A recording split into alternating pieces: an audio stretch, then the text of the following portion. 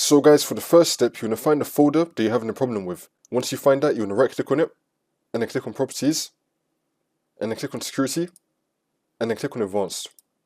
And then once you're on this, you want to click on change, and now you want to click on advanced, and then click on find now. Now you want to find your username that you log in with. If you don't know it, you want to head over to search and type in Find Explorer. Click on it, and then once you're on this on the left hand side, you want to scroll down and then click on this PC. Now you want to click on the drive that has the Windows logo on it. Double click on it, and then click on users. It's now going to tell you what your username is. My one is Speedy Tutorials. So now I'm going to go back, come back to here. I'm going to scroll down until I find my username. Here it is. I'm going to click on this, and then click on OK. And now it's going to appear right here. And now you want to click on check names, and then click on OK. And now you want to tick replace owner on subcontainers and objects. You want to tick this, and then click on apply, and then click on OK.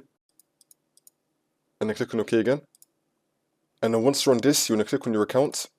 Make sure you have full control set to allow. It's going to be blue for you. You want to tick allow, which should then enable everything else right here in this allow list. And then click on OK. And then click on OK again, and now the problem should be fixed.